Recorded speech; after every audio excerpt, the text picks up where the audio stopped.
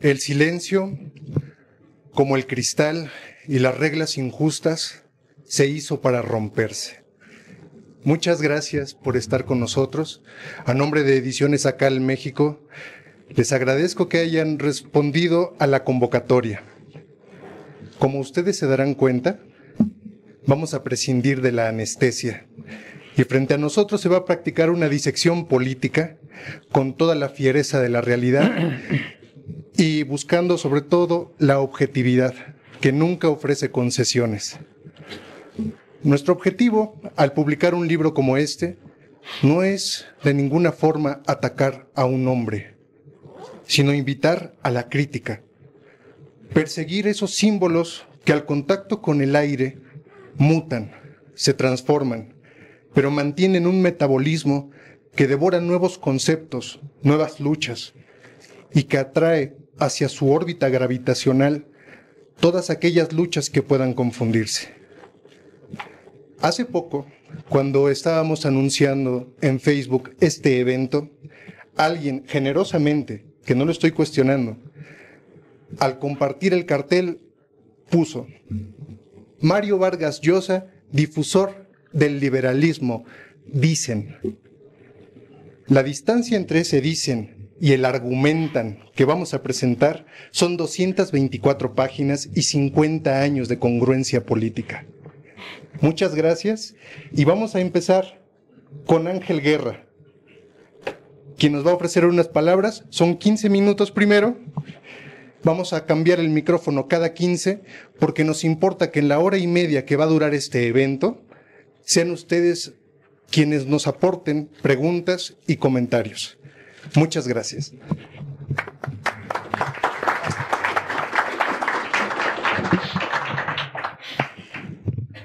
Buenas noches a todas y todos. Agradezco mucho y me honra la invitación que me hizo Atilio y que me hizo Jorge. Y además de eso, siento un gran placer en estar aquí en compañía de alguien a quien aprecio y quiero tanto como Atilio, y de la misma manera a José Gandarilla.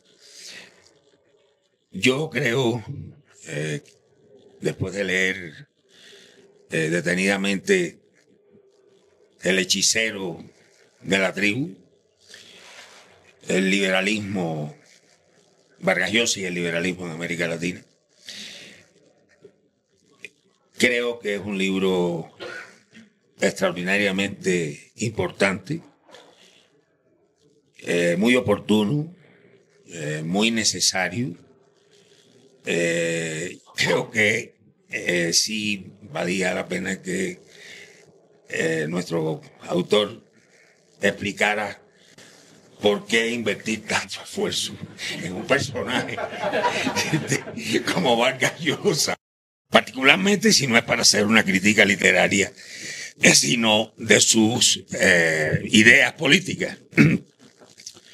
Y creo que Atilio tiene toda la razón. Podremos opinar lo que opinemos y tener todos los cuestionamientos, todos van a ser pocos, hacia la postura política y hacia la conducta como ser humano de Mario Vargas Llosa. Pero lo que no cabe la menor duda es que los sistemas que tiene el aparato de dominación para imponernos imágenes lo han colocado, además a través de ediciones tras ediciones, premios tras premios, artículos que se publican a la vez en casi todos los periódicos de habla hispana y se traducen a otros. Indudablemente, como dice Atilio, estamos en presencia de una de las figuras intelectuales más importantes de la derecha de habla hispana. Y por lo tanto, es un hecho objetivo que no podemos negar, y tampoco negar lo que más le preocupa a Atilio, que es el daño que ha podido hacer y sigue haciendo este personaje con las cosas que dice. Entonces yo pienso que el libro tiene ese gran mérito. en que nos vamos a dar cuenta que Vargas Llosa es, como analista, como teórico, un don nadie. O sea, así como sentimos, yo en lo particular lo siento, una enorme admiración por este hombre como escritor. No solamente sus primeras obras, que considero las mejores, Conversación en la Catedral, La Casa Verde, La Tía Julia y El Escribidor. Me recuerdo de La Guerra del Fin del Mundo, por ejemplo, un libro extraordinario, que a pesar de que era un tema tratado ya por escritores brasileños, La Revuelta del Sertão, pues aquí en esta novela Vargas Llosa logra transmitirnos todo ese contenido popular, ese gran movimiento de masas que se desarrolla al lado del fanatismo religioso, pero que tiene una serie de causas en la explotación tanto del imperialismo como de la oligarquía del nordeste brasileño. Recientemente, debo decir que me impresionó muy bien El sueño del Celta, y particularmente este personaje irlandés, revolucionario, antiimperialista, que en realidad, en condiciones muy desfavorables y muy difíciles, entrega su vida partiendo de una posición muy ingenua a, eso sí, defender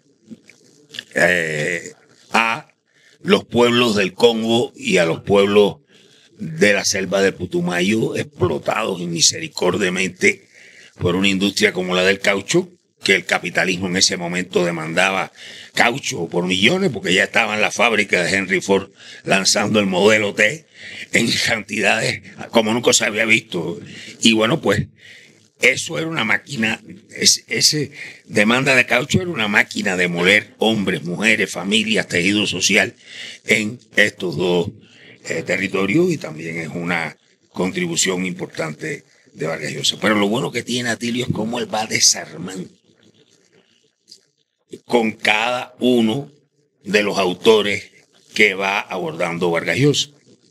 Bueno, lo primero que yo creo que es muy importante que Atilio nos hace ver es que no hace nada Adam Smith, donde está Popper, Aaron, y incluso hasta Ortega y Gasset, porque, bueno, pues estamos hablando de uno de los grandes economistas y filósofos, y además un hombre de una sólida formación humanista, que, bueno, pues aquí en el libro de Atilio vamos a ver en varias citas que él selecciona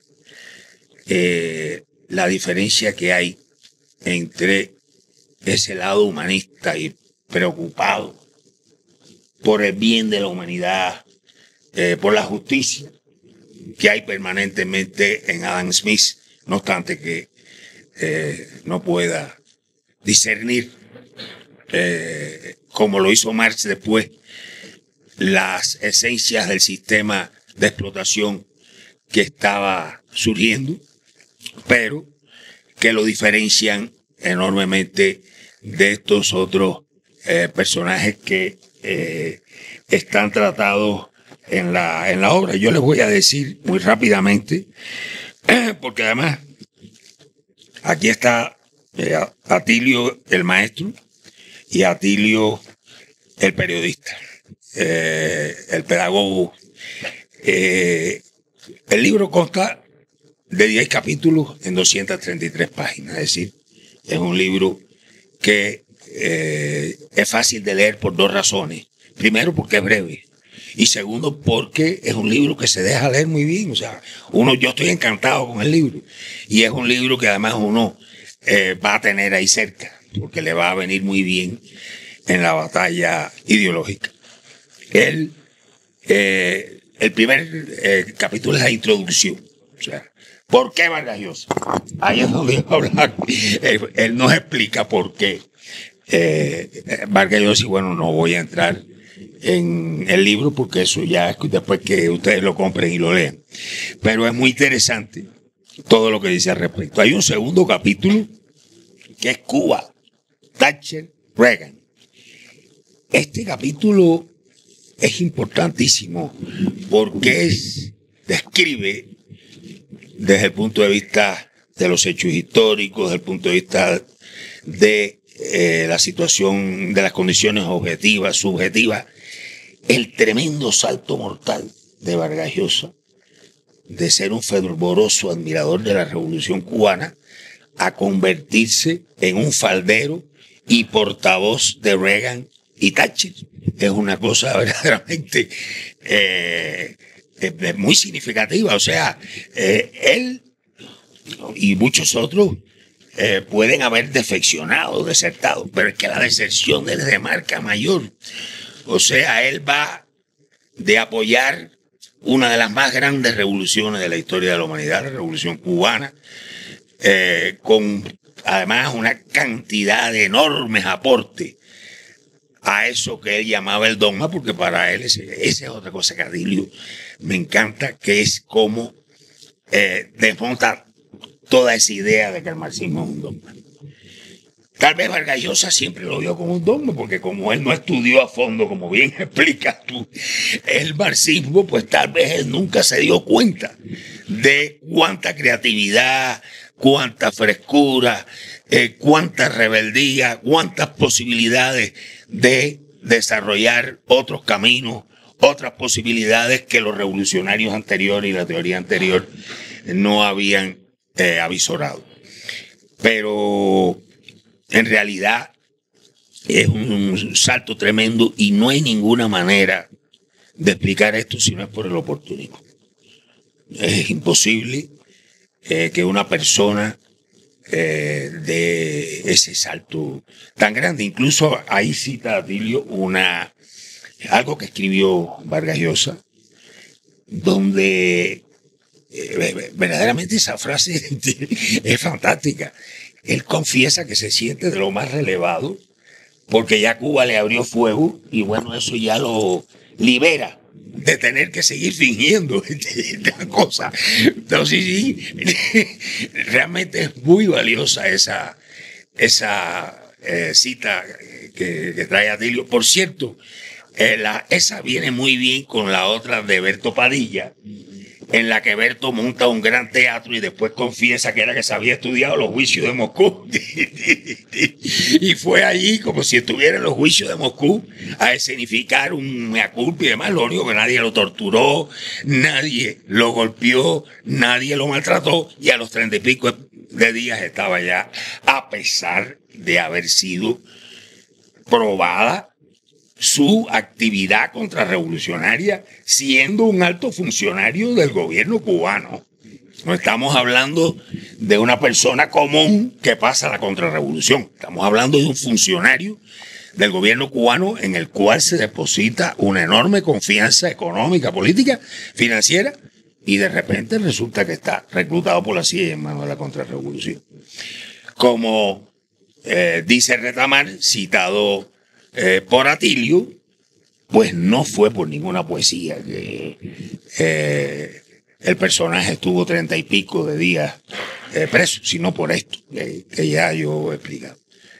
Desde luego yo no puedo dejar de decir que el caso Padilla es una de las cosas que más mal se han manejado en Cuba. En realidad era una coyuntura muy complicada, el país estaba bajo una amenaza de agresión tremenda, veníamos de una etapa de muy malas relaciones con los soviéticos y al mismo tiempo un aumento de la agresividad de Estados Unidos. Recuerden que estaba en desarrollo la operación Mangosta, que es la que sustituye la invasión de Playa Girón, que la dirigía personalmente al principio Robert Kennedy.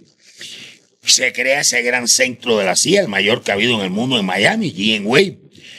O sea que la revolución estaba en una situación de cerco, de sitio, y en esas condiciones yo recuerdo haber estado en una reunión con Fidel, con oficiales de la seguridad discutiendo esto, y lo que más me impresionó siempre fue Fidel insistiendo en que no se fuera a ver que Berto Padilla era perseguido o censurado por su literatura. Y pidiéndole a los oficiales de la seguridad del Estado que trataran de revelar todo lo que fuera posible. Porque ya saben ustedes que cuando se revelan cosas, pues se les muestra al enemigo el modus operandi de uno, los contactos. Pero hay determinados momentos en que, bueno, se llega incluso a sacrificar algo en beneficio de que se comprenda. Yo me recuerdo, yo hablé con Julio Cortázar esta cuestión. No sé si ustedes se recuerdan que su nombre se puso en la lista. Él le mandó una carta a Aide Santa María explicándole qué fue lo que había ocurrido. Por ejemplo, a García Márquez le llegaron a poner el nombre, pero se movió rápidamente y dijo que, pero se lo pusieron sin contar con él. Y algo parecido le pasó a Cortázar. O sea, que se engañaron a los que se dejaron engañar. Porque los que tenían fe en la Revolución Cubana, los que sabían lo que era la Revolución Cubana, los que verdaderamente aquilataban a la Revolución Cubana, esos no fueron en modo alguno embaucados por toda el bulo que se echó a volar por los medios de comunicación internacionales de que se trataba de una represión estalinista, de que en Cuba venía el estalinismo, etc. Yo creo que uno de los grandes méritos de la Revolución Cubana es que, a pesar de las condiciones tan difíciles a que yo hacía referencia, a pesar de la enorme influencia que llegó a tener el experimento soviético dentro de Cuba, por razones obvias, porque, bueno, pues era el aliado fundamental de la Revolución Cubana en el orden económico, militar, político. Y además, hoy podemos pensar lo que queramos, pero si no hubiera existido ese amigo, los cubanos hubiéramos muerto como los comuneros de París, porque no habríamos podido de ninguna manera defender la revolución como la pudimos defender cuando empezaron allá el armamento soviético y todas esas cosas, porque los hombres que fueron a Playa Girón y vencieron en Playa Girón estaban altamente motivados y tenían una alta conciencia, pero si no hubieran ido bien armados, pues no hubieran podido lograr los resultados que tuvimos. Y tampoco el imperialismo temerle a Cuba, porque sabía que Cuba tenía armamento suficiente y además un pueblo que estaba dispuesto a defender la revolución. Luego pasa Atilio a Adam Smith, o la falsificación de una teoría, que bueno, ya el título lo dice todo. Hay un capítulo, el 4, sobre José Ortega Gasset, filosofía amena sin imaginación. Este título es terrible. El 5, pues sí, tal vez a Carpentier no le hubiera gustado mucho. Pero bueno, yo creo que Atilio en esto es muy honesto y además él argumenta por qué. Friedrich von Hayek, un fanático sin complejos. Esta época de ahora que es de fanáticos, no precisamente el tipo de von Hayek, sino del grupo este que se ocupa de la política de Estados Unidos hacia América Latina y hacia Venezuela, que son un grupo de fanáticos terrible, empezando por el Bolton. Karl Popper, o el cerrajero frustrado. Este es un capítulo buenísimo, que discute de una manera muy interesante las ideas de Popper citadas por Vargas Llosa y otras que se le olvidaron. Raymond Aron, el mundo sin el tercer mundo. Esto es muy graciosa la parte donde Atilio constata que Vargas Llosa dice al final, bueno, pero este hombre no habla de América Latina ni del tercer mundo. Entonces, ¿cómo es posible que tú le tengas tanta admiración como pensador si para él no existe la gran mayoría de la humanidad? Y el 8º capítulo, que es Isaías Berlín, verdades y morales contrapuestas. El 9, Jean-François Ravel, profeta de las catástrofes, y es notable cómo en un autor tan pequeño y tan propagandista del imperialismo como este, Atilio logra sacarle un enorme provecho para la lucha de ideas hoy. Y por último, liberalismo, democracia, análisis de una relación infeliz. Esta es una contribución importantísima de Atilio, que es diferenciar democracia de liberalismo. Está bueno ya de decir que democracia y liberalismo son dos caras de una misma moneda, son dos cosas distintas. La democracia viene del sanculotismo, viene de las revoluciones de los 20, de los 30, del 48, de la comuna, de la lucha de los cartistas, de las luchas obreras, tanto en Europa como en América Latina y en el tercer mundo. De ahí viene la democracia, no de los liberales. Yo recuerdo muy bien, Hobsbawm explica cuál era el ideal de los ilustrados. Y dice, lo que ellos querían era una asamblea de propietarios con un monarca. De propietarios, o sea, a ellos ni les pasaba por la mente el sufragio universal. El sufragio universal se lo ganaron las masas de París, los campesinos franceses, esos que pusieron en marcha la destrucción del aparato y del edificio de la dominación feudal y lo sustituyeron por un capitalismo al que trataron de arrancarle todo lo que pudieron en la etapa jacobina y en los procesos revolucionarios que vinieron posteriormente y que hoy están representados, como muy bien apunta Atilio, por los chalecos amarillos. Es una obra que todos nos va a dar mucho gusto leer, pero sobre todo es muy útil. Les digo que para esta etapa en que se está decidiendo el futuro de las ideas revolucionarias, en que se está decidiendo el futuro de la independencia de América Latina, en esa batalla que tiene como epicentro a Venezuela, pero que incluye a Cuba, incluye a Nicaragua e incluye a muchos destacamentos populares que están dándole una gran batalla al imperialismo y al neoliberalismo, como cita y argumenta Atilio con respecto a Argentina y a Brasil. Por ahora es lo que yo tendría que decir. Muchas gracias.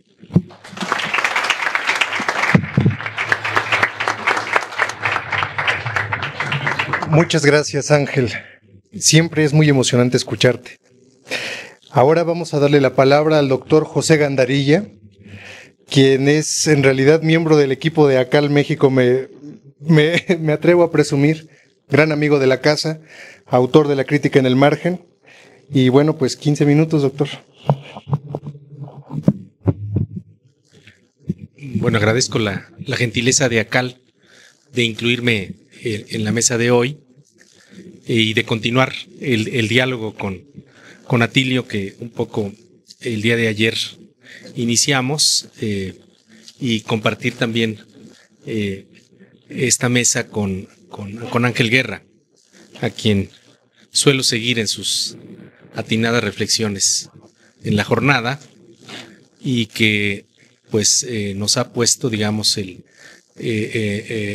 a la mesa la primera parte del libro de una manera muy pertinente, lo cual no me exime, más bien retomo un poco el argumento desde ahí para ampliar, digamos, una reflexión hacia el terreno más actual, de un libro que considero es un libro importante.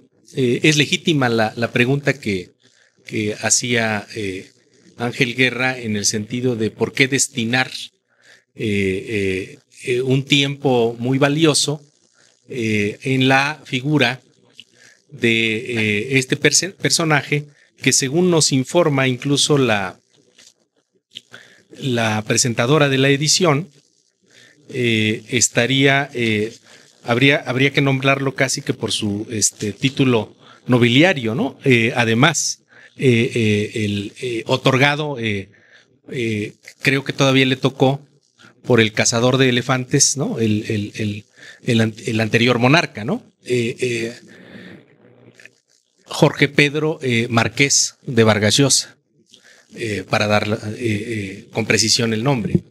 Y digo esto del nombre porque el día de ayer mencionaba que el trabajo de Atilio con respecto a Vargas Llosa en cierto modo, lo veo yo, analógico al esfuerzo que en su momento desde México hizo Enrique González Rojo con respecto a la figura de Octavio Paz, el político, ¿no?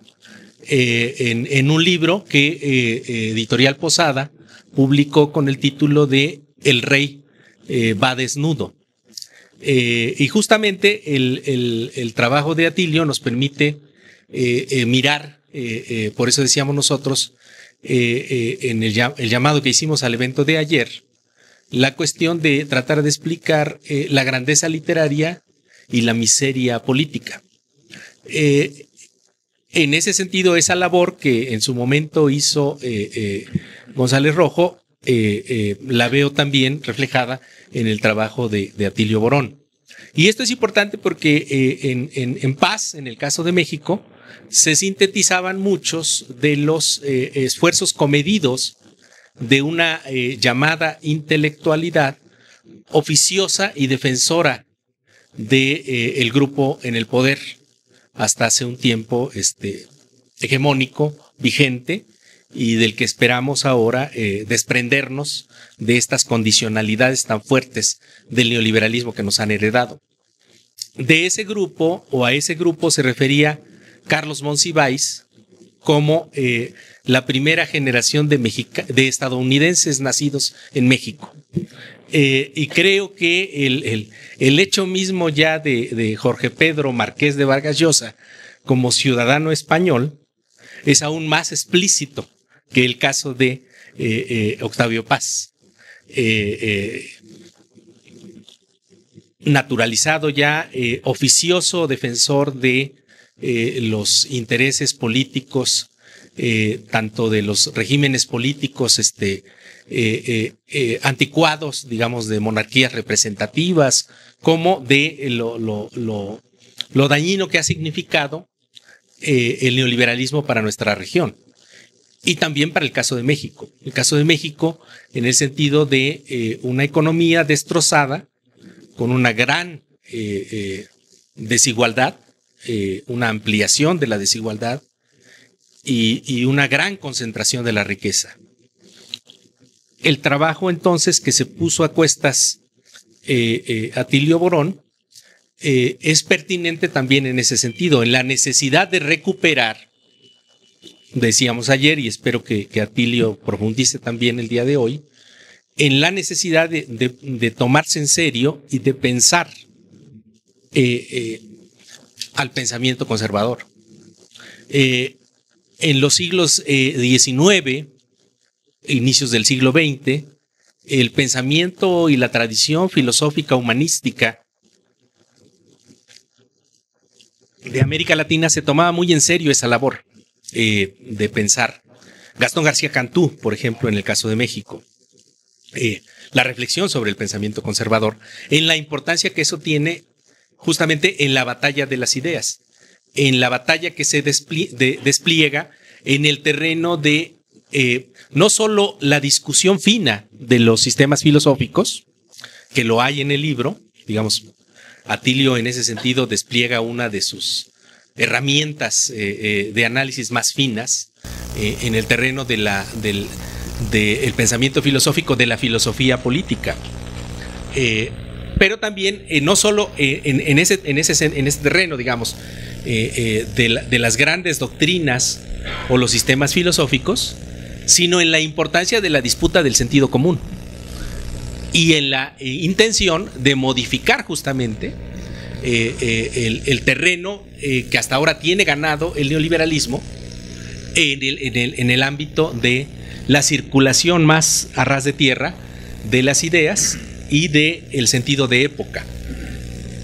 El rastreo y la posibilidad de cambiar hacia el ámbito de la izquierda, hacia el ámbito de las luchas por la justicia, la conquista de oportunidades, de derechos, de universalización de derechos, y sobre todo en el plano de disputarle a la ideologización del tema de la libertad, la oposición de un paradigma de la igualdad, es fundamental en el terreno de la disputa del sentido común. Y ahí, evidentemente, el lugar de Vargas Llosa, pues es muy significativo en el ámbito de la lengua hispana y también en el ámbito de, digamos, pues de el lugar que ocupa en los amplios medios de la industria cultural y en terrenos que son muchísimo más amplios del espacio público que ocupa en determinadas coyunturas, porque en cada una de las coyunturas siempre él está planteando esta especie de lugar común de identificación, en el sentido de que es en los liberales o en la ideologización de la libertad en donde se sintetizaría el problema de la conquista de la democracia. Y creo que la reflexión de Atilio me adelanta un poco a la parte final, como bien hizo ya Ángel en señalar los contenidos de los 9 capítulos previos. El capítulo final es una reflexión muy interesante que sintetiza en buena medida planteamientos de Atilio, que ha venido trabajando en su labor, no solo en estos volúmenes donde compiló una reflexión muy impertinente de varios autores y del mismo sobre teoría política, sino se permite una reflexión actualizada y una tesis importante en términos de romper con esta especie de naturalizada identificación de liberalismo y democracia. Creo que es una tesis fuerte, en donde la utilización de la crítica y de la historización crítica de este personaje, de Vargas Llosa, sirve justamente para retomar la fundamentación fina que de cada uno de los autores identifica como no solo no desarrollada, en el caso de Vargas Llosa, sino en términos de plantear una lectura superficial. Superficial porque es correspondiente al hecho de su vulgarización, de la ocupación justamente de un lenguaje con una simplicidad tal que sea, digámoslo así, asequible, digamos, a un gran público en el ámbito de la construcción de esa ideología y de la conquista del sentido común. Me parece que uno de los elementos que queda muy claro no solo es la irresponsable reflexión que Vargas Llosa se plantea al recuperar el trabajo supuestamente con el cual se identifica, sino la reflexión fina de los fundamentos a que tendría que llevar una reflexión verdaderamente sistemática, profunda, de estos personajes para ampliar la crítica, es decir, para plantear lo que verdaderamente nos estarían proponiendo estos personajes. Atilio cita un trabajo este trabajo de Stonor, de la CIA y la Guerra Fría Cultural, en donde devana en este caso esta autora la figura de Isaiah Berlin, que es una de las figuras con las que más claramente se identifica, creo yo, de todos los que están mencionados en el registro de esos 8 autores. El caso de Isaiah Berlin, que además, dicho sea de paso, es un autor que se plantea en los exámenes de los suspirantes o aspirantes a filósofos políticos en ciertas universidades de acá.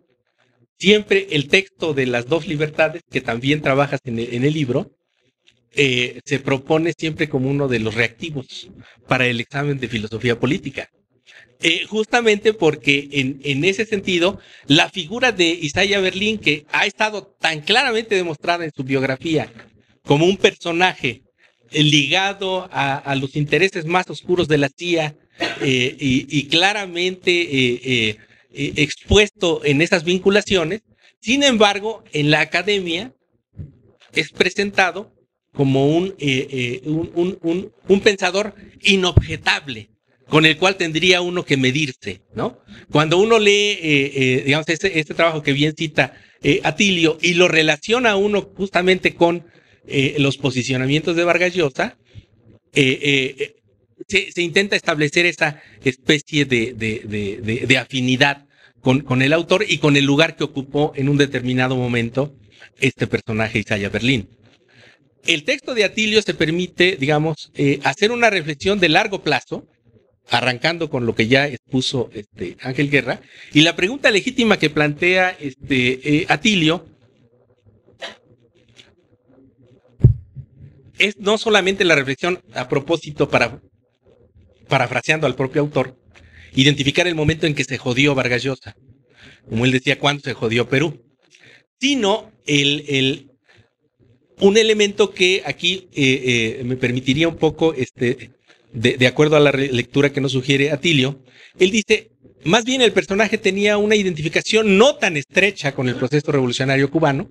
Yo lo veo más bien en términos de su ubicación dentro de la lógica de construcción del auge del boom literario y el lugar que ocupó ahí, y una identificación más bien superficial y de dientes para afuera dentro de ese proceso.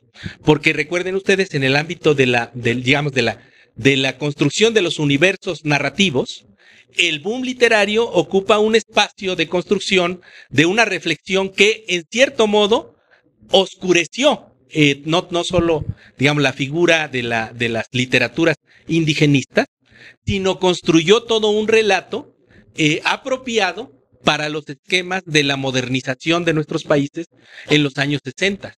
Es decir, aunque está planteado en el terreno de la construcción de los universos literarios y narrativos, es un posicionamiento respecto al problema de hacia dónde debe conducirse el proceso de la modernidad específica de nuestra región y de la actualización de ese proyecto de la modernidad como proyecto de modernización. Y ahí entonces la figura, digamos, con la cual tiene que oponerse Vargas Llosa sería a esa miserable labor que se puso a cuestas en términos de polemizar o de reñir con la llamada, lo que él llama la utopía arcaica. Es decir, el universo literario que está sintetizado en Arguedas, pero que podría ser sintetizado en el caso de las literaturas mexicanas en la figura de Rulfo o de Rosario Castellanos.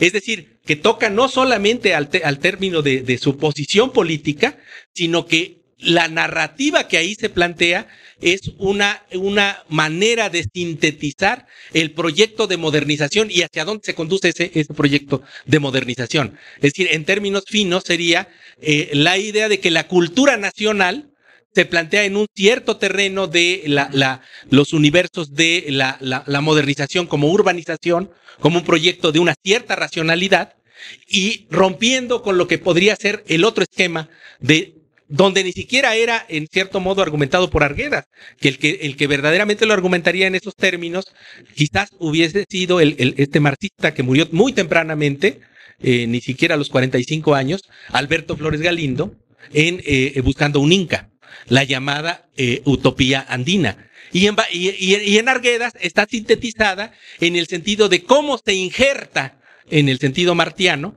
cómo se injerta el proyecto que nos viene desde fuera como una tendencia con la cual hay que relacionarse y en la cual hay que tener la capacidad de absorber, pero desde un posicionamiento en donde la raíz profunda de la América, como diría Martí, de nuestra América, la América antigua, la América indiana, tiene la capacidad de recibir ese injerto y producir esa especie de universo literario complejo, lingüísticamente complejo. Arguedas lo imagina en el sentido de que él habla el quechua e integra el español dentro del quechua para crear ese posicionamiento. En ese sentido, digamos, estamos ante un terreno que, aunque está enclavado en el debate de lo literario, es un debate fundamentalmente político, en el sentido de cómo se incorpora la heterogeneidad histórico-estructural de nuestra región como posibilidad de construcción de sociedades justas, democráticas y plenamente nacionales. Evidentemente, el compromiso de Vargas Llosa, que la respuesta a cuándo se jodió Vargas Llosa, pues sería en la sustitución de esa posibilidad y su compromiso claro con el neoliberalismo. Aquí estamos ante un caso semejante a lo que uno podría plantear en términos de si en un cierto momento la generación de la escuela de Frankfurt, se preguntan algunos, perdió el compromiso. Bueno, no perdió el compromiso. Simple y sencillamente se comprometió con el otro campo. se comprometió con el campo de poder. En el caso de Vargas Llosa esto sería muy claro en el sentido de la vinculación que va desarrollando y profundizando con la sociedad montpelerana como integrante, como miembro. Es un examen que hay que dar. ¿Qué tipo de personajes y de qué modo se integraron a la internacional neoliberal? En el caso de México, evidentemente, pues sus primeros personajes, pues nada más y nada menos, el padre de los Salinas, como miembro integrante de la Montpelerán, el que fue secretario del Banco Central en el gobierno posterior a Cárdenas. Y este es el proyecto en donde nuestro gran literato está comprometido. Yo creo que la labor del libro de Atilio es desmenuzar en cada uno de estos elementos, no solo la pobre lectura de la biblioteca política que tiene Vargas Llosa, sino el explicitar ese compromiso que él ha adquirido con los intereses más retrógrados para nuestra región, en el sentido de la posibilidad de construcción de una sociedad democrática, nacional, en el sentido de que la nación la integramos todos, y de ese privilegio a la igualdad ante el privilegio de la libertad. Muchas gracias.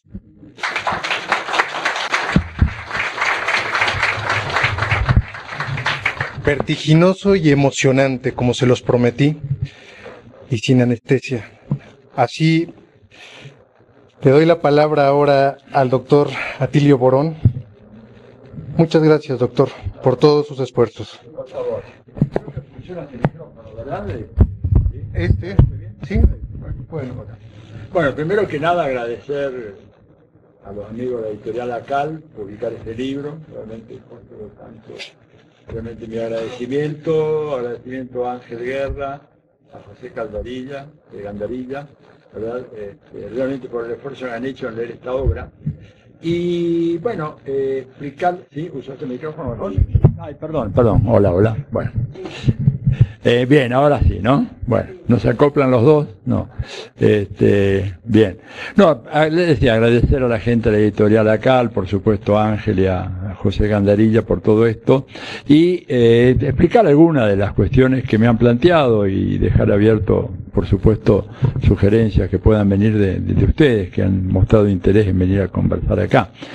Yo creo que mi campo de reflexión permanente ha sido desde siempre la teoría política, la filosofía política, ¿no es cierto? Y pensar eso que en el 92 dijo Fidel en un discursito de 7 minutos, porque se atuvo con la rigurosidad con que él asumía sus compromisos. Estaban todos una serie de presidentes y primeros ministros de la mayoría de los países del mundo. Era la primera cumbre de la Tierra en 1992, ¿verdad? Por los 500 años del descubrimiento de América se aprovechó esa ocasión, y a cada uno le dieron 7 minutos. Y Fidel utilizó 7 minutos, empezando con una expresión así enigmática, dice, hay una especie que está en peligro de extinción, ¿no? Y poco creó un suspenso y dijo, y esa especie es la especie humana. Y hace un análisis en esos breves minutos de por qué el capitalismo, ¿verdad?, que convirtió la naturaleza, que convirtió a los hombres y a las mujeres, ¿verdad?, en mercancías, lleva al mundo a su destrucción. Hubo sonrisas socarronas en ese momento, ¿no?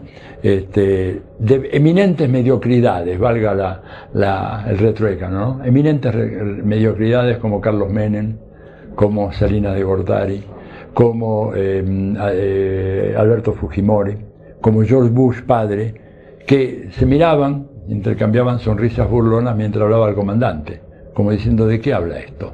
Bueno, los hechos le dieron la razón, lo absolvieron una vez más a Fidel, ¿verdad? Y esta referencia a Fidel está directamente relacionada a por qué me dediqué a estudiar el pensamiento de Vargas Llosa. Más que el pensamiento de él, la manera como él, de una manera extraordinariamente inteligente y seductora, hace el planteo del liberalismo que hoy en día se ha convertido en un sentido común en nuestras sociedades.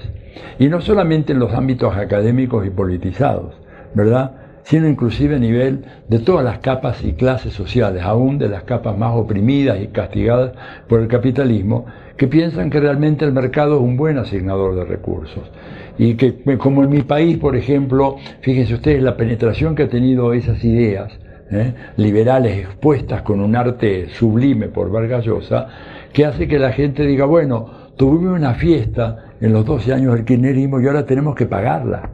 Eso te lo dice la gente de pueblo, me lo ha dicho a mí, gente, digamos, en los sectores más postergados de la sociedad argentina, que fueron incorporados, digamos, que se les crearon universidades en los barrios populares, como una, la que enseño yo, la Universidad de Avellaneda, ¿verdad?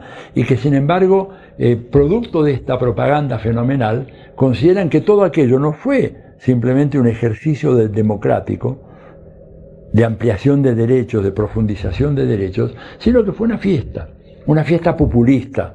Y ahí aparece, digamos, algunas otras figuras que hablan del populismo, ¿verdad? Y que ahora llegó la hora de pagar la fiesta.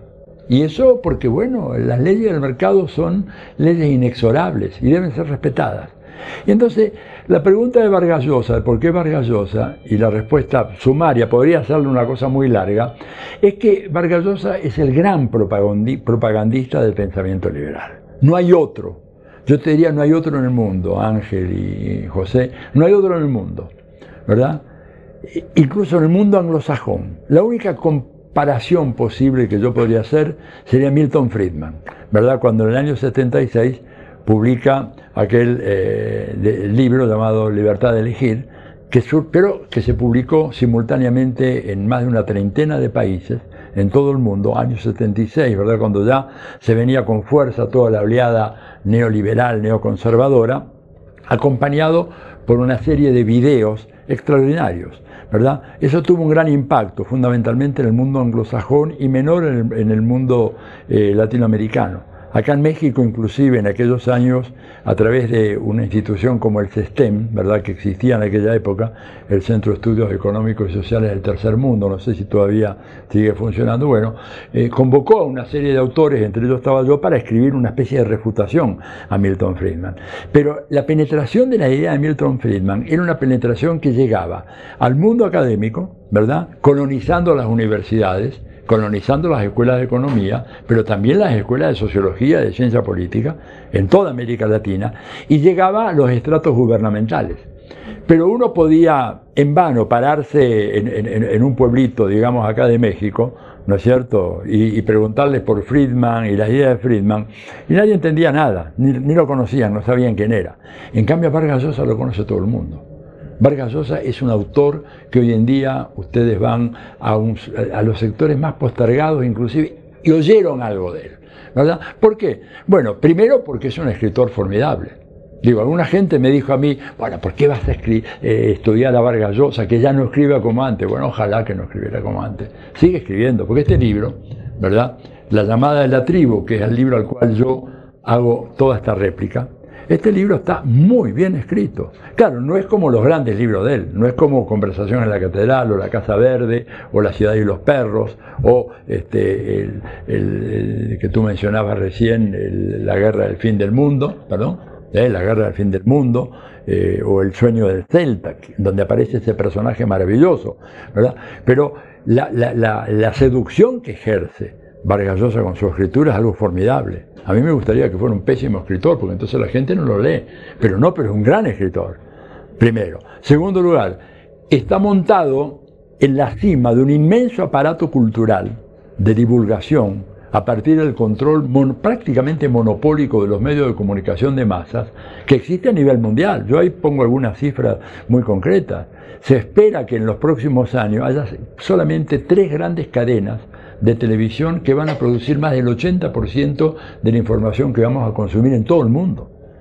Ese fenómeno es un fenómeno, digamos, de concentración fenomenal. Y ahí, como una figura central en el mundo hispanoparlante, y como decías bien Ángel, inclusive traducido a otras lenguas, está Vargas Llosa. Y está Vargas Llosa. Y es realmente, por lo tanto, importante salir a discutir con él. Él tiene una frase de la cual yo me tomo mucho, que se debe haber arrepentido él cuando lo dijo, que creo que está en El pez en el agua, que es una especie de primera autobiografía de él, porque su ego es tan monumental que periódicamente escribe su autobiografía, no es la única. Esta sería la tercera, claro, sería la tercera autobiografía de Vargas Llosa, ¿no es cierto? En El pez en el agua, él dice, ¿cuál es la virtud de un escritor? La virtud de un escritor es decir mentiras que parezcan verdades. Y a mí me parece que esa frase es fenomenal.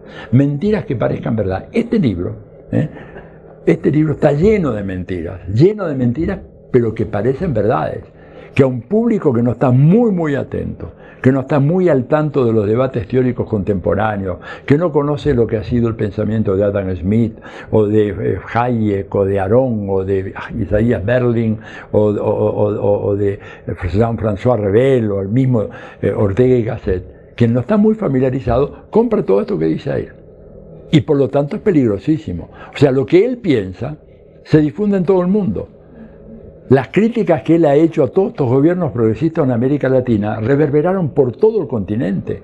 Todos los grandes diarios monopólicos o semimonopólicos de América Latina reproducen textualmente los discursos y el artículo que él publica. El ataque feroz que lanzó contra López Obrador cuando se insinuaba su posible postulación presidencial, ¿no es cierto? Es un ejemplo de cómo él, además, es un autor, un literato que interviene activamente en política. Es lo que llamamos un intelectual público, ¿verdad? A diferencia, por ejemplo, de un enorme intelectual como Gabriel García Márquez, que fue la gran figura del boom, ¿no es cierto? La gran figura del boom fue, para mí, por lo menos, García Márquez, y Vargas Llosa en un escalón un poquito más abajo, no mucho más abajo, un poquito más abajo, pero García Márquez no fue un intelectual público. García Márquez prácticamente concedió 2 entrevistas, si no leí mal, acabo de leer un libro ahora sobre el boom, muy interesante, hecho por un escritor catalán, y en donde hace todo un relevamiento muy interesante de los autores del boom, Carlos Fuentes, por supuesto, uno de ellos, muy importante, pero dice, bueno, García Márquez no concedía entrevistas, y a instancias de la agente Carmen Balcells, ¿no es cierto?, la superagente literaria de todos estos autores, logré conseguir una cuando ya estaban las postrimerías de su vida. Fue la segunda entrevista pública. O sea, García Márquez, que tenía posturas políticas muy buenas, nunca fue un intelectual público y por lo tanto sus ideas no tenían esa circulación. Eso entonces me atrajo a estudiar a Vargas Llosa. Lo otro, yo estoy siempre, desde hace mucho tiempo, preocupado por el tema de los intelectuales, que creo que desempeñan un papel fundamental. En la dominación política, contar con los intelectuales es algo absolutamente decisivo. Si perdemos la batalla de las ideas, perdemos la capacidad de gestión política y de control política. Y la gran pregunta es, ¿qué pasó con Vargas Llosa? Yo ahí lo digo, bueno, ¿cuándo se jodió Vargas Llosa? Parafraseando el famoso diálogo de ese maravilloso libro que es Conversación en la Catedral. Y yo creo que hay una fecha, el cambio fundamental de él se da poco después de junio del 71, y me voy a permitir leer brevemente un pasaje de la entrevista que le hace un periodista peruano, César Hildebrand, a Vargas Llosa, que se publicó en la revista Caretas en junio de ese año. Es un poquito larga, pero vale la pena para entender lo que vos decías, Ángel, el salto monumental, el salto mortal que pega Vargas Llosa. Estamos en el año 71. Había pasado ya el episodio Padilla en Cuba. Y entonces lo entrevistan a Vargas Llosa. Y esto es lo que dice. Y esto es lo que a mí me significó, bueno, un desafío enorme, tratar de descifrar esto, ¿verdad? Dice él, cierta prensa, páginas 38 y 39, para los que tengan el libro. Páginas 38 y 39. Dice Vargas Llosa, cierta prensa está usando mi renuncia al comité de la revista Casa de las Américas para atacar a la revolución cubana desde una perspectiva imperialista y reaccionaria. Repito, esto es Vargas Llosa, no Atilio Borón el que habla, ¿no? Así es. Quiero salir al frente de esa sucia maniobra y desautorizar el uso de mi nombre en esa campaña contra el socialismo cubano y la revolución latinoamericana.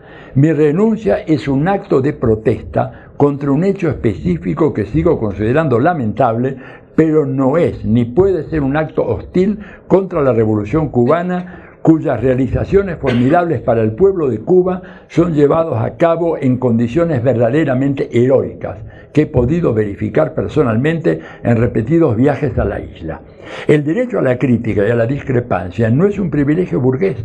Al contrario, solo el socialismo puede asentar las bases de una verdadera justicia social, dar a expresiones como libertad de opinión o libertad de creación su verdadero sentido.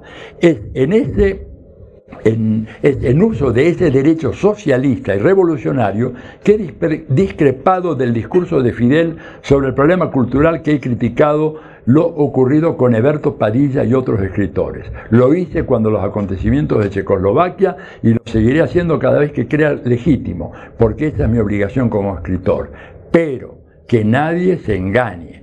Con todos sus errores, la Revolución Cubana es, hoy mismo, una sociedad más justa que cualquier otra sociedad latinoamericana, y defenderla contra sus enemigos es para mí un deber más apremiante que honroso. ¿Se escuchó, no?, le dice a su interlocutor.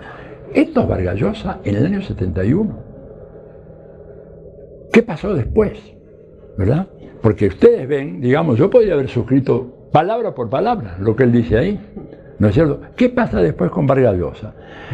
Mucha gente me dice, bueno, lo que pasó fue que lo compraron. No es tan fácil.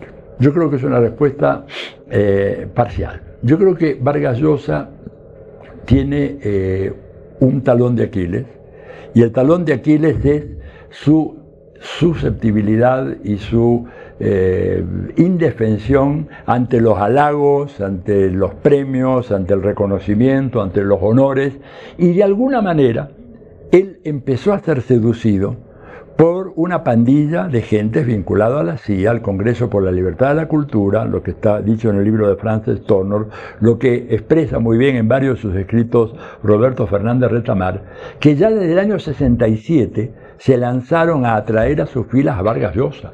Esto no fue casual, ¿verdad? Cuando él recibe el premio Rómulo Gallegos, ¿no es cierto? Ahí empieza una operación de seducción, y en donde salieron materiales en donde el propio Rodríguez Monegal le escribe, no recuerda quién, otro, diciéndole, bueno, vamos acercándonos a Mario, porque Mario nos va a escuchar y Mario finalmente va a estar con nosotros. Y realmente lo lograron, pero no por el dinero. El dinero vino después. El dinero vino después.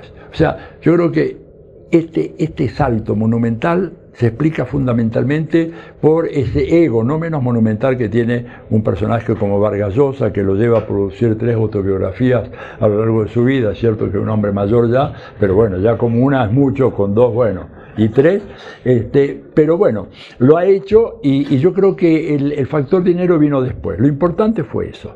Ahora, porque este texto que les acabo de decir es de junio de 1971. Y entonces, para mí, una gran incógnita, ¿qué pasa con los intelectuales de izquierda? ¿Por qué? Porque Vargas Llosa no es el único que se pasa de bando, ¿verdad? Un caso que a mí me afectó personalmente mucho, porque bueno, yo tenía una enorme estima por él, es el caso de Lucio Coletti, un gran filósofo marxista italiano. Acá en la UNAM lo hemos enseñado en más de un curso, ¿verdad?, en los años 70.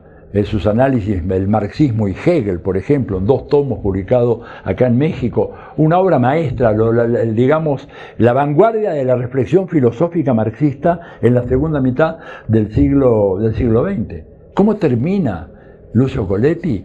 Como diputado de Berlusconi, diputado de Forza Italia, ¿no es cierto? Y lo mismo otra gran pensadora marxista italiana, maoísta, que llegó a ser amiga de Mao, como María Antonieta Macchiocchi, que se pasa a las filas de Berlusconi.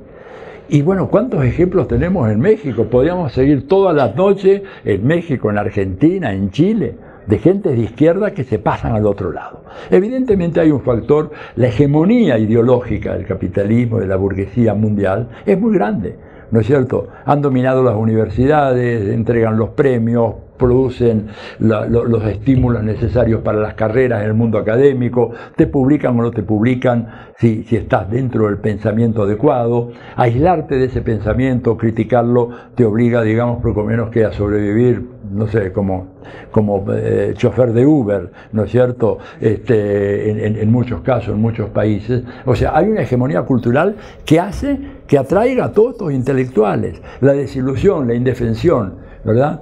Y bueno, y ante ellos muchos, y acá no tengo tiempo, toman como reacción pasarse al bando enemigo, decir, bueno, me equivoqué, lo mío fue una utopía, un pecado de juventud, ¿no es cierto? El mismo Lula lo dijo, a mí me dolió mucho, cuando dijo, bueno, de joven ser socialista era una necesidad, pero ¿quién puede ser socialista después de cumplir 60 años? Yo cuando escuché eso, ya había pasado hacía rato los 60, seguía siendo socialista, y la verdad me pareció una observación de mal gusto de Lula, pobre, que está injustamente preso, él como tantos presos políticos en toda América Latina, ¿no es cierto?, en este país, perdón si lo digo, pero yo creo que lo podemos decir, como en la Argentina tenemos una tragedia, en Ecuador está Jorge Glass preso, Lula preso en Brasil, ¿verdad?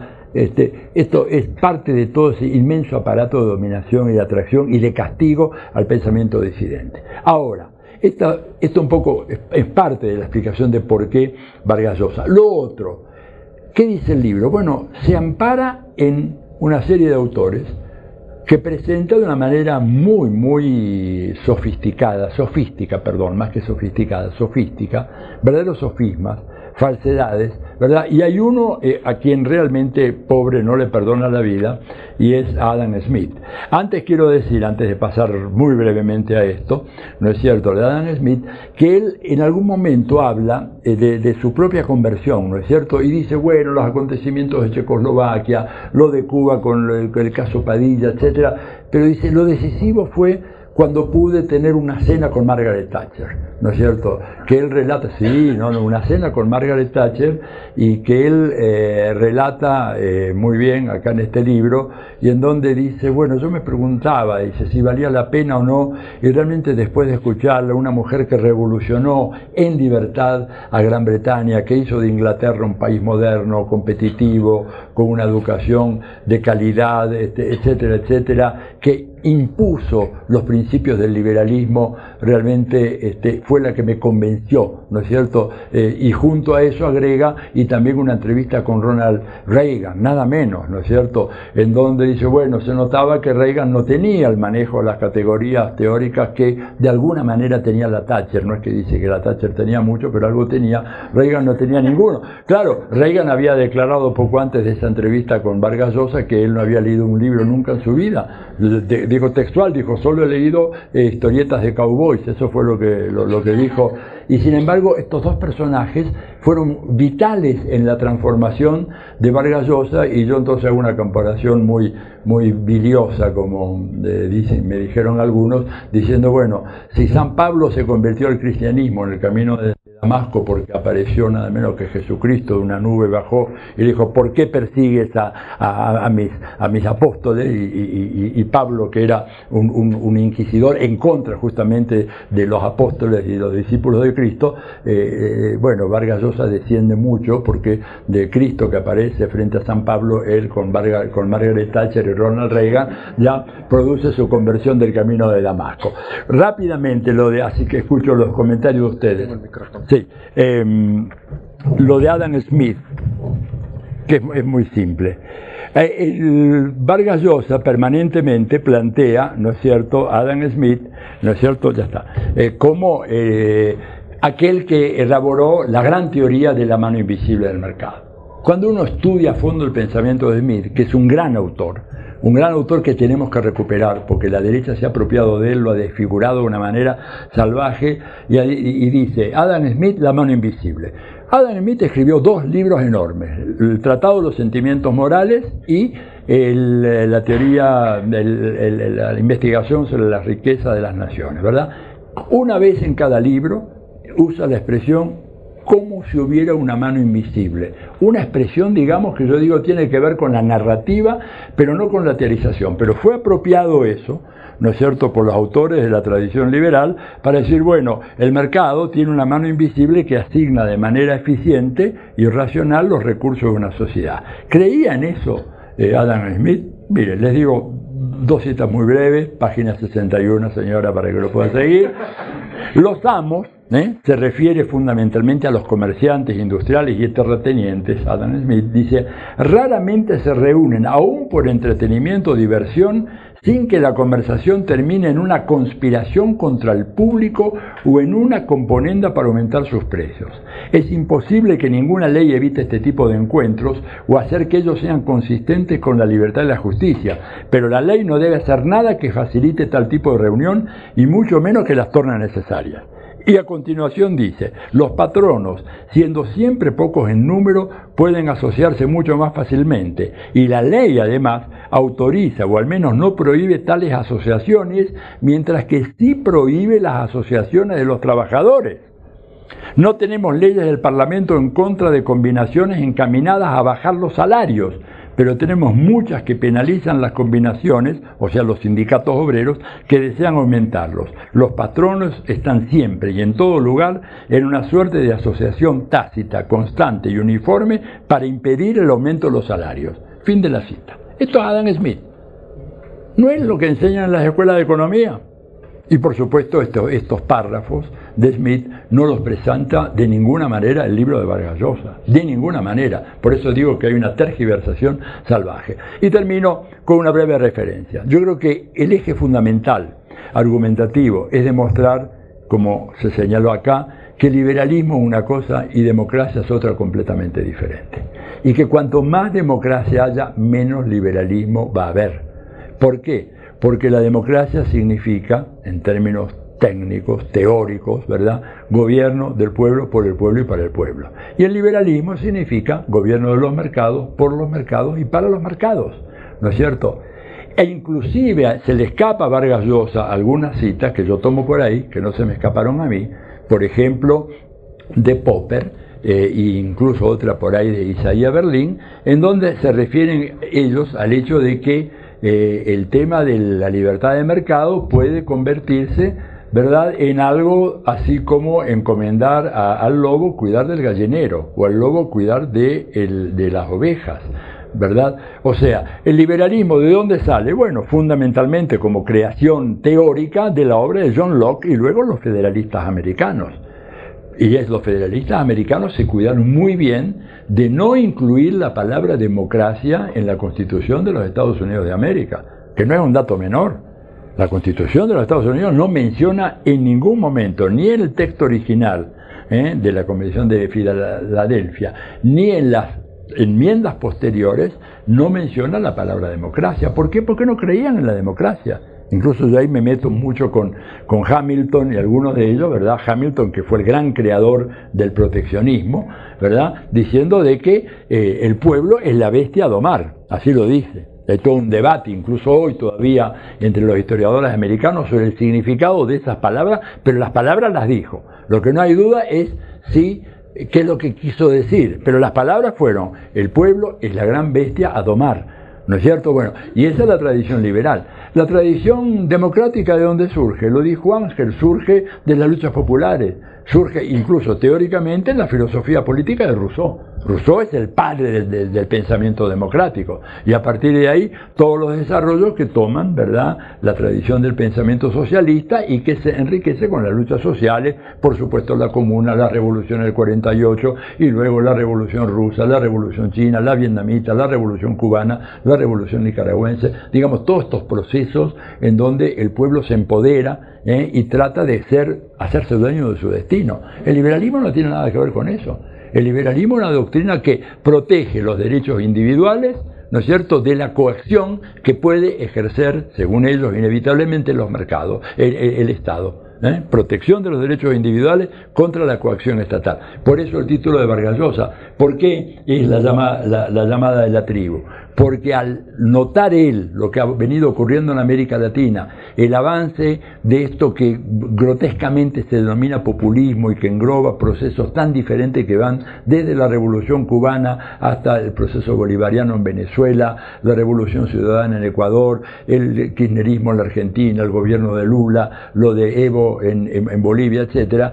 Él lo que dice es que esto significa una regresión, abandonar el individualismo en aras del colectivismo uniformizante que penaliza la innovación, que penaliza la libertad individual, que nos hace a todos volver a la horda primitiva, en donde aquel que se diferencia, aquel que piensa distinto, aquel que expone su idea es condenado al ostracismo o a la muerte, dice. Y esto es lo que está pasando hoy, en este momento, por el avance fenomenal de las ideas colectivistas en el mundo que se expresan inclusive en los países del mundo europeo. Por esto me pareció fundamental terminar el capítulo analizando, desmenuzando, como se dijo muy bien acá, uno por uno los argumentos de estos autores y planteando, ¿no es cierto?, la radical distinción entre liberalismo y democracia. Nosotros queremos democracia. El liberalismo, ¿verdad?, ha sido antidemocrático en todas sus concreciones históricas y ha sido también antidemocrático en sus planteamientos de carácter teórico. No hay en John Locke, no hay en los federalistas, no hay en Alexis de Tocqueville, para venir al siglo XIX, una propuesta a favor de la democracia. En el caso de Tocqueville hay un estudio de la democracia, pero que ve a la democracia como una catástrofe que viene avanzando a lo largo de los siglos y arrasando con las instituciones de la libertad. Y eso me parece entonces que es fundamental para clarificar el debate actual de América Latina. Bueno, nada más, muchas gracias.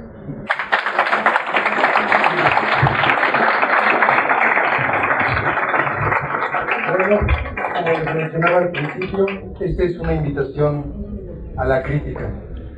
Para nosotros, los que estamos aquí congregados, quizás para muchos de nuestros lectores, liberalismo como concepto puede sonar a un fomento a la libertad.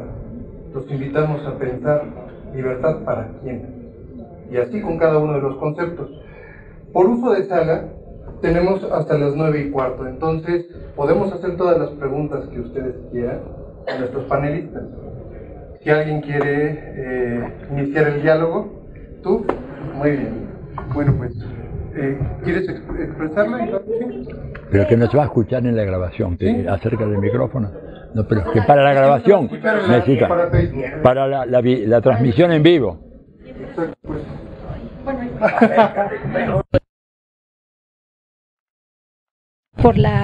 por toda la serie de ideas que se han vertido, y bueno, tuve la suerte de, digamos, revisar el libro de alguna manera, y desde ayer, pero ya no tuvimos tiempo de platicarlo porque siempre hay mucha gente que quiere hablar, traía a colación yo un libro que en su momento fue publicado en el CEIC, todavía estaba Pablo González Casanova en el 2000, 5 años después de que fuera publicado en inglés, de Helen McIntosh, Democracia contra Capitalismo, que yo creo que iría muy bien con tu libro, Atilio, porque plantea justamente este robo que el capitalismo ha hecho de la teoría democrática, y yo creo que con el cierre que has dado es muy importante hablar de esta ruptura entre individualismo y colectivismo y comunidad, porque es justamente ahí donde está el nudo y donde el sentido común ha sido copado también por esta idea del emprendedurismo y que los problemas son individuales, particulares y no de los colectivos. Entonces, para abundar en esa cuestión. Adelante. Esto se está transmitiendo en tiempo real y hay mucha gente que está enganchada en el resto de México. Que se vayan acercando acá. Somos muy inocentes y no tenemos. Sí, gracias. Mi pregunta es esta. ¿Cómo hacemos para ganar la batalla de posiciones y la batalla de ideas cuando la derecha y el liberalismo es tan seductor para la clase media? ¿Cómo ganamos esta batalla? Bien, gracias. ¿Alguien más que quiera pasar?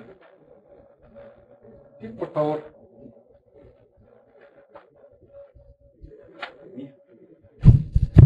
Mi pregunta va muy relacionada a la última, sobre todo por el caso chileno. Un gobierno neoliberal que ha abrazado las falacias, la comunidad académica desafía al gobierno en relación a interpelarlo sobre los enunciados que hacen. Y volviendo a la conversación que tienen ustedes con la importancia de los intelectuales en las formas de gobierno, ¿cómo, en este caso, cómo se puede combatir cuando no tienen argumentos, cuando no tienen la razón, cuando los intelectuales ya le dan la espalda, cuando ni siquiera tienen a su lado la academia, sino que es expertos, entre comillas, sobre cuestiones tributarias regresivas o qué sé yo? Eso. ¿Alguien más? Es un placer estar en la presentación del libro, Atilio, me da mucho gusto, y también Ángel estar aquí escuchándoles. Yo he leído a Vargas Llosa con mucho cuidado los últimos 10 años de mi vida, y más bien mi pregunta tiene que ver con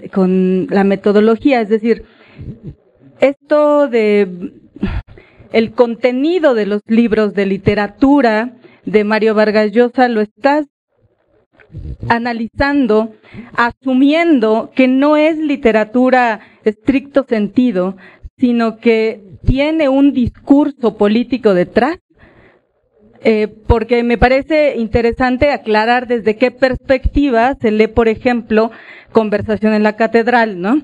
Desde qué perspectiva se lee Lituma en los Andes. Es decir, estoy analizando el texto haciendo una crítica literaria, o estoy analizando el texto donde la crítica literaria asumo que tiene un subterfugio político. Por lo demás, muchas gracias. ¿Hay alguien más? Bueno, arranca.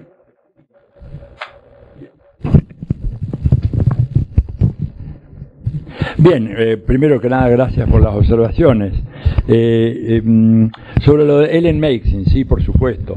Ellen Maxin es una autora fundamental y esa traducción que se hizo acá en México es de enorme importancia. Lamentablemente falleció hace unos pocos años. Ellen era muy amiga mía, digamos, y trabajamos mucho, inclusive en cursos en el campus virtual que organizamos en Claxo. Y realmente ella fue una de las que más claramente planteó todo este tema de la distinción necesaria que teníamos que hacer entre el liberalismo como una doctrina filosófica que exalta al individuo y sus derechos irrestrictos frente al Estado y frente a la coerción de la comunidad y la colectividad, y la democracia que encarna básicamente la idea del autogobierno del pueblo. ¿No es cierto? Lo que pasa es que en la ciencia política, en donde la hegemonía de la ciencia política norteamericana es total y se ha penetrado prácticamente en todas las universidades públicas y privadas, inclusive, digamos, algunos pensamientos propios del modelo así de la ciencia política americana se encuentran difundidos, digamos, en países en donde, bueno, hay un proyecto político completamente distinto y, sin embargo, el peso de la academia como administradora de sanciones y recompensas para los académicos, sobre todo para los jóvenes, es muy importante. Y por eso la obra de ella, al establecer esa distinción tajante entre capitalismo y democracia y ver de qué manera los análisis contemporáneos han diluido por completo el tema de la clase. El tema de la clase prácticamente ha desaparecido. Es casi una palabrota hablar de clases sociales hoy en día en un evento académico. La gente lo mira a uno como si fuera un superviviente de la época de los dinosaurios. ¿No es cierto? Ya no hay más clases, hay identidades ahora. Hay identidades, no hay más clases. Por lo tanto, la idea de lucha de clase es un anacronismo. Acá lo que tenemos ahí está la identidad popular, la identidad de género, la identidad de edad, etaria, etcétera. No hay más clases. Es todo un proyecto muy bien pensado. Tenemos que ser cuidadosos y José lo ha dicho muy bien, la necesidad de estudiar la derecha y todos los artilugios y los dispositivos con los cuales la derecha se ha ganado la conciencia de las masas populares en todo el mundo. No creamos que este es un fenómeno solo nuestro, de verdad, está profundamente arraigado. En los Estados Unidos la creencia de que no hay clases sociales está arraigada, pero profundamente en gente que son marginados, excluidos, oprimidos, que no tienen seguridad social, que no tienen asistencia médica, que están dependiendo, digamos, de la voluntad divina de que no se la lleve el otro mundo de un saque, porque no tienen protección alguna, y les habla de clases y conflictos y te miran, digamos, el mundo académico, esto es una antigualla, las clases son un fenómeno del siglo XIX, ya no más. Bueno, Ellen ha hecho una contribución decisiva en muchos de sus textos, algunos anteriores, y yo por eso la cito acá en la parte final de mi libro, así que sí, eso es fundamental. ¿Cómo hacemos para ganar la batalla? Bueno, los chicos pueden ganar batallas contra las grandes potencias, ¿verdad? David le ganó a Goliat, por lo menos eso dice la Biblia, hay que tomar la cosa muy en serio.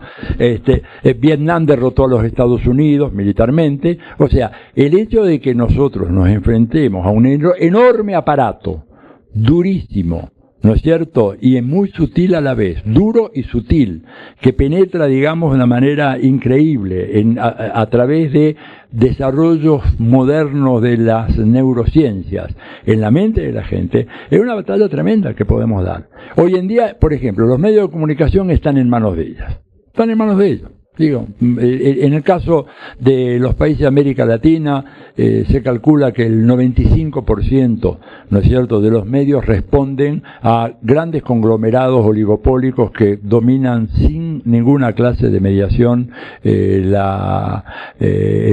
flujo de las noticias y de las informaciones. Pero bueno, los desarrollos tecnológicos modernos permiten hoy librar una batalla apelando a estos aparatitos. Yo acuñé una expresión que algunos la han tomado muy mal, pero digo que en la batalla de ideas, y lo repito, en la batalla de ideas, esta es nuestro fusil de asalto Kalashnikov. ¿Está claro? Ese fusil de asalto hecho por Kalashnikov, que era este ingeniero soviético, ¿no es cierto?, que según la propia tropas de los Estados Unidos, el Pentágono, dicen que es mejor que el fusil de ellos. Insuperable hasta el día de hoy el Kalashnikov. Bueno, tenemos esto nosotros, porque no podemos construir, digamos, una red de medios tan grande como tiene la derecha, pero sí podemos dar batallas. Claro, son batallas muy difíciles, pero les voy a poner un ejemplo muy claro. Yo estuve hace unas pocas semanas en Venezuela, en vísperas del apagón. El avión salió y al poco rato ya vino el apagón. De hecho, hubo un ensayo. El avión salió con 2 horas de retraso el sábado aquel. Estaba yo con Cato Arconada y Carlos Aznar, estábamos los 3 en el aeropuerto y de repente se fue toda la luz. No había luz, pero para nada, ni siquiera los generadores pudieron funcionar porque había habido un sabotaje también, ¿verdad? O sea que vi eso. ¿Qué fue lo que pasó en Venezuela? Bueno, sabemos bien el famoso concierto, sabemos la operación del puente, sabemos luego la reunión en Bogotá, en donde nada menos que un vicepresidente de Estados Unidos llega a Bogotá para reunirse con sus pares de América Latina, y el único que estaba ahí como presidente era Iván Duque, y bueno, este otro fantoche que es Juan Guaidó, que no representa absolutamente nada, es un espectro, una ilusión, un espejismo, ¿verdad? Como ya ahora se ha comprobado, digamos, ¿quién le puede creer ahora a Juan Guaidó? ¿No es cierto? Pero la prensa instaló la idea del éxito del concierto, que fue un fracaso, esperaban 250.000 personas, llegaron 25.000, del éxito de la operación del puente, que fue, digamos, una atrocidad perpetrada por la gente, los mercenarios contratados por la derecha venezolana, a los cuales fue a saludar Iván Duque. Ustedes se imaginan Iván Duque desde un puente saludando abajo, estaban estos mafiosos preparando los cócteles molotov, las bombas incendiarias, y Duque saludándolo, y la gente, bueno, esa gente fue contratada por la derecha venezolana y colombiana, ¿verdad? Y sin embargo aparecía como que los que atacaron los camiones fueron los chavistas que estaban del otro lado del puente, que ni siquiera podían llegar. Y la tercera gran operación, la operación del apagón, ¿verdad? En donde se dijo el apagón es producto de las fallas técnicas, falta de mantenimiento, etcétera. Bueno, un grupo pequeño de jóvenes, ¿cómo llamarles? Periodistas, comunicadores sociales, militantes venezolanos, ¿verdad? Armados de esta Kalashnikov informática, salieron a la calle y empezaron a buscar noticias y a documentar las noticias, y demostraron la falacia de todo esto, el fracaso del concierto, la falsedad de las informaciones que se daban sobre el puente, el fracaso rotundo de la reunión de Bogotá, en donde llega Michael Pence y es recibido por cancilleres o vicecancilleres de América Latina, con una pérdida total de credibilidad. ¿Cuándo antes un vicepresidente americano iba a ser recibido por vicecancilleres? Nunca. En las buenas épocas del imperio estaban todos alineados ahí, haciendo la guardia y la venia al vicepresidente de Estados Unidos. Bueno, y demostraron además que el apagón era un apagón que había sido originado en Estados Unidos y que era parte de la guerra de quinta generación de la utilización de la informática para destruir cualquier país, ¿verdad? Nadie les creyó, pero 2 semanas después el New York Times tuvo que reconocer, ¿no es cierto?, que efectivamente el apagón se había producido por causas que podían ser originadas en los Estados Unidos, que era un apagón que tenía una génesis informática, que luego la propia CNN reconoce el fracaso de la reunión de Bogotá y de la operación del puente, y finalmente la revista Forbes, nada menos de Estados Unidos, amplía todo esto planteando cómo esta clase de apagones puede ser producido contra países a los cuales se los quiere destruir. Dice, sería razonable pensar de que el caso de Venezuela se inscribe en eso. Ahora, fíjense qué cosa interesante, ¿verdad? Todo esto aparece y 3 semanas después hay una orden ejecutiva del presidente Donald Trump poniendo a Estados Unidos en alerta sobre el ataque con pulsos electromagnéticos. O sea, probaron cómo lo podían hacer en Venezuela, se dieron cuenta que lo podían hacer, pero ahí apareció el villano de la película, apareció Vladimir Putin, que en este ajedrez geopolítico, una vez que vio lo que pasó en Venezuela, ¿qué hizo él? Bueno, no me pidan pruebas porque estas cosas no hay pruebas, estamos hablando de secretos de Estado, ¿verdad? Pero hay coincidencias sospechosas, que en la ciencia decimos, bueno, hay una concordancia que autoriza pensar una hipótesis de que el apagón informático que nos dejó sin Facebook, sin Messenger, sin Instagram, sin varias redes sociales, fue un mensaje de los rusos o de Putin, iba a decir la Unión Soviética porque estoy trabajando sobre el pensamiento de Bolsonaro, es una contradicción en términos, pero bueno, Bolsonaro dice todavía hoy que la Unión Soviética está atacando Brasil, tú sabes, una cosa increíble, tengo las citas por ahí, pero claro, digo, no, es una cosa, por eso digo, hoy en día ya el realismo mágico de García Borges ha sido superado, digamos, en la política latinoamericana con Bolsonaro y Macri, por ejemplo, o el rey de España hablando de José Luis Borges, digo, por favor, en un congreso de la lengua castellana, en un congreso hablando de José Luis Borges, ¿verdad? En vez de Jorge Luis, por favor. Bueno, pero ahí ya, con este tema del pulso electromagnético, evidentemente esto es la expresión de la guerra de quinta generación. Entonces, respondió, podemos, lo que hicieron los chicos venezolanos es una maravilla, porque obligaron a la CNN, al New York Times y a la revista Forbes a reconocer que lo que se había dicho era una mentira. Esto nos tiene que dar ánimo y tenemos que aprender a utilizar esta Kalashnikov informática que tenemos nosotros acá. Esto no es solo para sacar fotos y llamar por teléfono y jugar con el WhatsApp. Esto es para publicar. Yo lo que les pido, a donde vayan, simplemente hay un botoncito, cualquiera lo puede hacer, lo he aprendido a hacer yo, digamos, en la tardía adolescencia en la que me encuentro, ¿cómo no lo van a hacer ustedes? ¿Verdad? Filman lo que vean, porque lo que hicieron estos chicos y estas chicas allá en Venezuela fue simplemente mostrar lo que todo el mundo veía, pero que los medios te lo ponían de una manera tergiversada. O sea, cuando llega Guaidó no había más de 2 o 3 mil personas, ¿verdad? Pero tú con un foco bien concentrado puedes crear la impresión de una enorme multitud, o al mismo tiempo puedes hacer lo contrario cuando se trata de los chavistas. Por lo tanto, tenemos esas armas y se puede luchar y se pueden lograr avances muy significativos. Bueno, sobre no tienen la razón pero dominan, me decía el compañero de Chile. Sí, es cierto.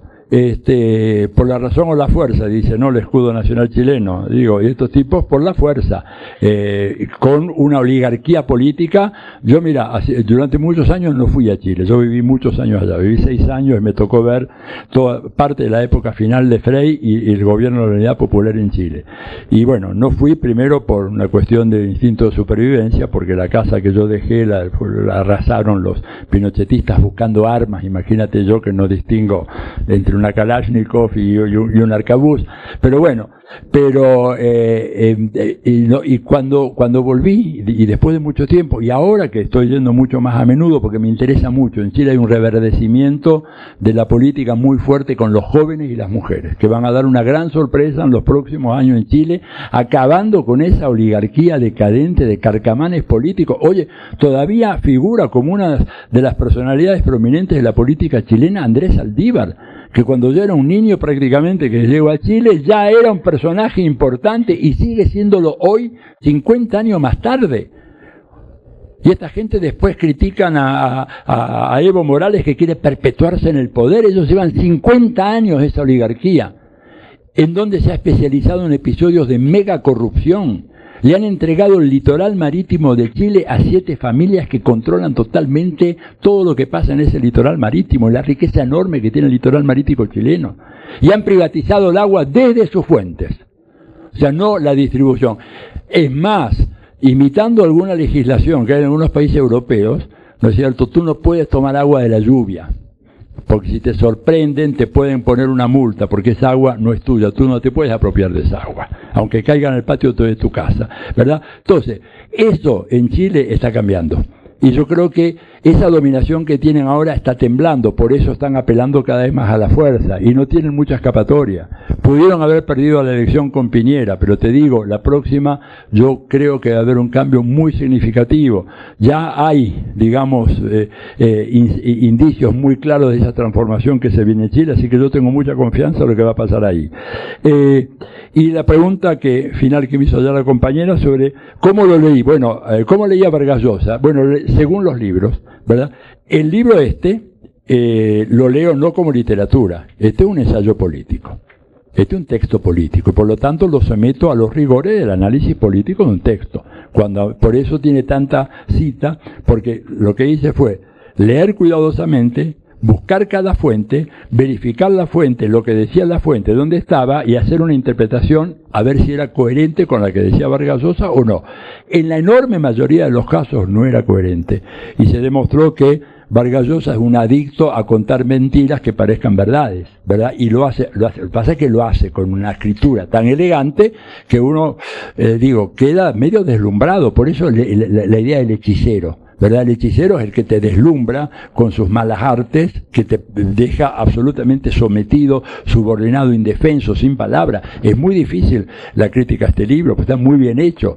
Ahora, hay detallecitos y, como decía Fidel, Dios no existe, pero están los detalles. Y yo, que soy fidelista a muerte, busco los detalles. Por ejemplo, en casi todos los autores, Ángel, en donde él hace una cita, al final, como Vargas Llosa no es tonto y es un tipo muy erudito, dice, bueno, es cierto que en algunos aspectos esta gente, por ejemplo, von Hayek es reaccionario y no es lo que un demócrata quisiera, pero su exaltación del libre mercado es importante porque abre las puertas a una economía libre de la interferencia estatal. O digamos lo que dice también de Popper, ¿no es cierto? Por eso hablo del cerrajero, que Popper con todo esto de la sociedad abierta, ¿no?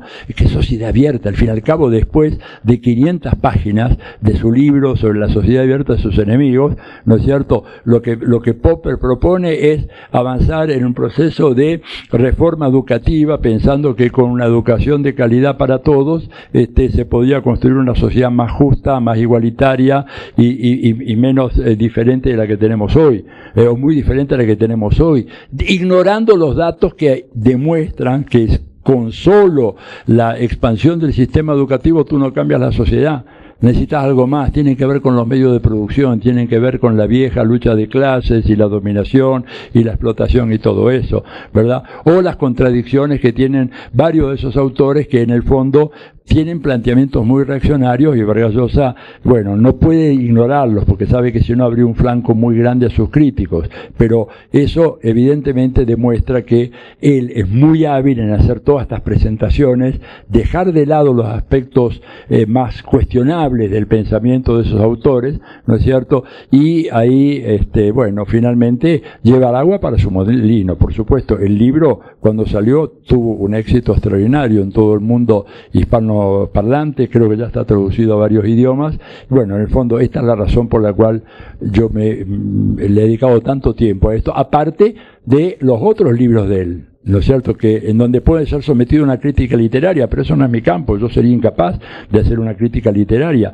Puedo decir si disfruto de esos libros o no, y realmente muchos de los libros de él los he disfrutado. Y les vuelvo a repetir y termino con esto, cuando uno lee El sueño del Celta, al cual te referiste tú, creo, o José, bueno, El sueño del Celta es un libro magnífico, extraordinario. Extraordinario como pieza literaria, y cuando uno mira los argumentos de Roger de Casman, este irlandés maravilloso que está contra los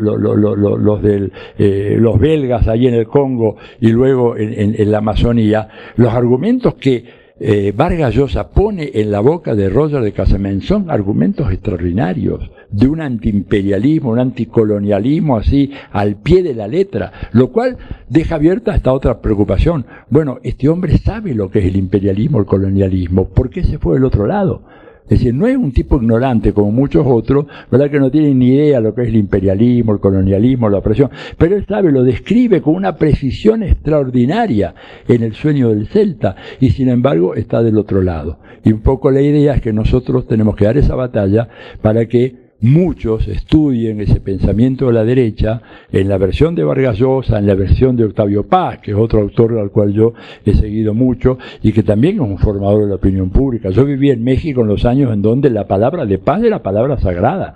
Finales de los 70, principios de los 80, digamos, la palabra de Octavio Paz era el sentido común que cualquiera que viviera en México tenía que seguir, ¿verdad? Y entonces tenemos que salir a dar el debate contra aquellos. Yo no digo dejar de lado el debate teórico más profundo, ¿verdad? Con las grandes cabezas del pensamiento liberal, pero sobre todo dar el debate con aquellos que son los grandes diseminadores de esas ideas, a los cuales hay que combatir si es que queremos construir duramente una sociedad mejor. Jorge, digo, 2 minutos para citar a Tilio.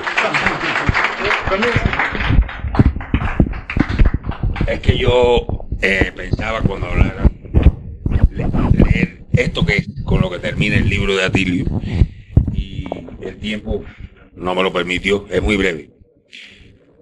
Dice: fiel a sus mandatos, el hechicero prosigue incansablemente, desplegando sus malas artes, gracias a su bien remunerada labor, mientras los pueblos de nuestra América se revuelven en la injusticia, el desánimo, la desesperación.